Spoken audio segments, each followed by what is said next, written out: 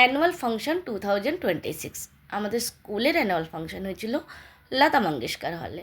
সকালবেলা রেডি হয়ে যথারীতি পৌঁছে গেলাম যেখানে অডিটোরিয়াম আছে, মানে লতা মঙ্গেশকর অডিটোরিয়ামে। তো যেহেতু আগের দিন আমরা সমস্ত কিছু রেডি করে এসেছিলাম, তাই পরের দিন একটু দেরি করে বেরিয়েছি। তাও সকাল 11টার সময় বেরিয়েছিলাম আর সবাই মিলে পৌঁছে গেলাম এই অডিটোরিয়ামে। এই সার্কেলটা আছে, সার্কেল থেকে ডান দিকে যে রাস্তাটা গেছে, এই সামনের দিক দিয়ে রাস্তা গিয়ে পৌঁছে যাব হলে। তো আমরা একদম ফ্রন্ট সাইড থেকে কিন্তু খুব সুন্দরভাবে আমরা সাজিয়েছি, একদম প্রথম থেকে শেষ অবধি। তো যাই হোক, অনেকগুলো জায়গায় সেলফি পয়েন্ট আমরা বানিয়েছিলাম।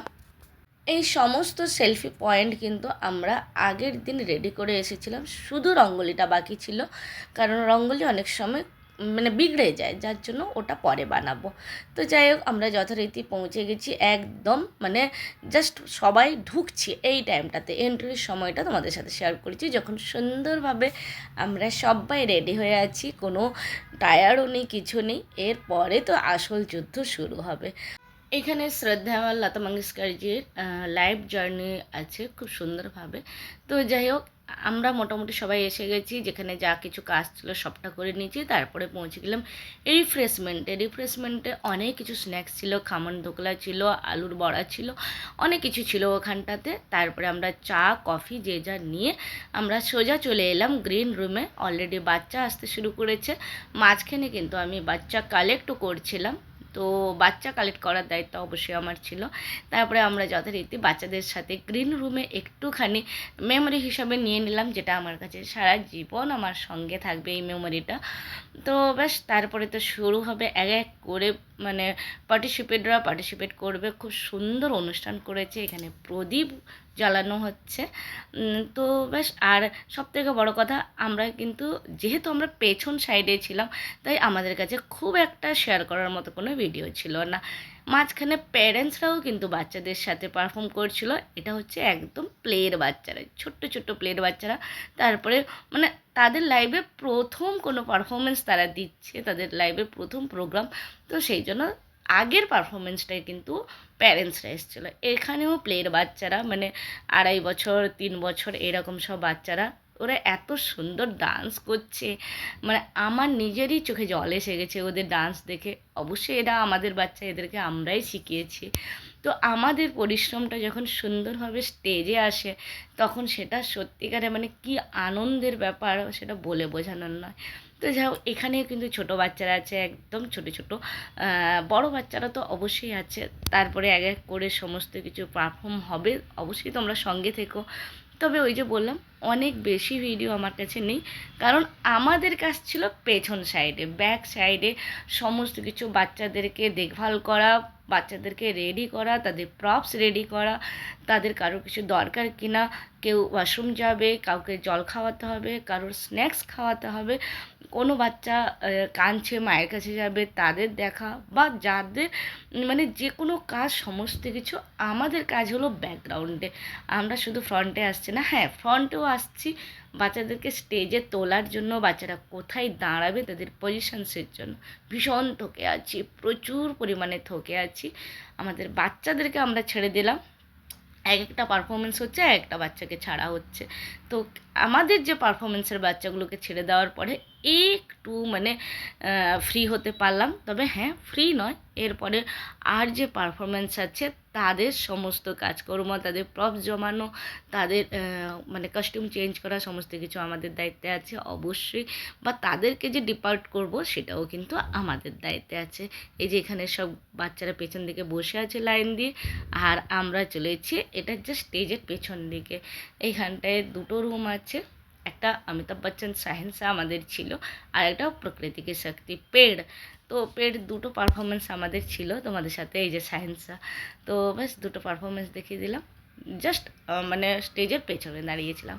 তারপরে তো এখানে ভগবান শিব দেখো ডান্স করছে, কত সুন্দর, কতগুলো শিব, মানে সত্যি প্রত্যেকটা পারফরমেন্স দেখার মতো, এত সুন্দর হয়েছে যে বলার মতো না। তো যাই হোক, চলো একটু আমার সাথে এনজয় করো। আমাদের বাচ্চারা এত পরিশ্রম করে, এত মেহনত করে ওরা এই পারফরমেন্সগুলো রেডি করেছে। এই যে সামনে, এগুলো হচ্ছে সব সেলফি পয়েন্ট, সব প্যারেন্টসরা বাচ্চারা এসে এখানে ফটো তুলেছে। এগুলো সমস্ত সেলফি পয়েন্টে আছে, অনেকগুলো জায়গায় সেলফি পয়েন্ট ছিল। তো ব্যাস এই যে পিনাকেল ড্রিম স্কুল আমাদের স্কুলের নাম। তারপরে তো রাত্রিবেলা খাওয়া দাওয়া ছিল, আর অনেকগুলো জায়গায় যেন তো খুব সুন্দরভাবে সাজানো হয়েছিল, মানে ফটো তোলার মতন। এখন তো সব জায়গায় সেলফি চলে না, তো সব জায়গাতে ফটো তোলার মতন মানে কর্নার বানানো হয়েছিল, যেখানে প্যারেন্টসরা খুব সুন্দরভাবে ফটো তুলতে পারবে।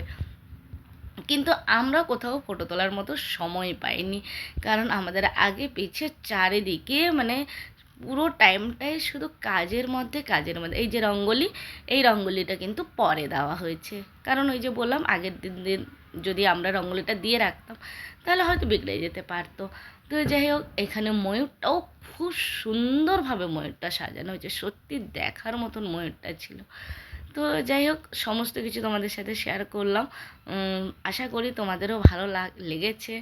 আর যদি ভালো লাগে তাহলে অবশ্যই একটা কমেন্টসে জানিয়ে দিও, কারণ ছোটো ছোটো বাচ্চারা তো যখন দেখো প্যারেন্টসের সাথেও যখন এনজয় করে তখন সত্যি ভীষণ ভালো লাগে।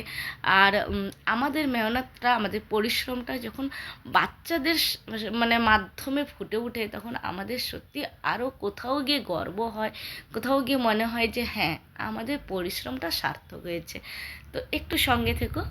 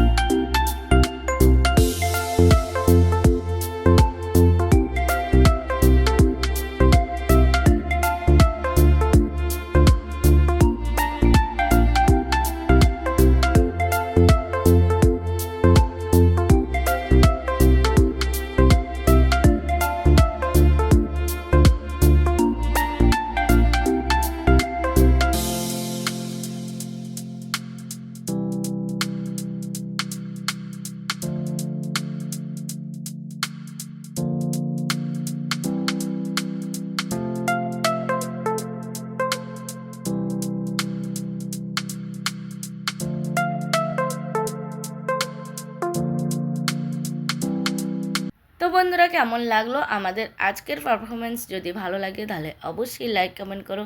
টাটা বাই বাই, সবাই খুব ভালো থেকো। আমরাও এবার বেরিয়ে যাচ্ছি। টাটা।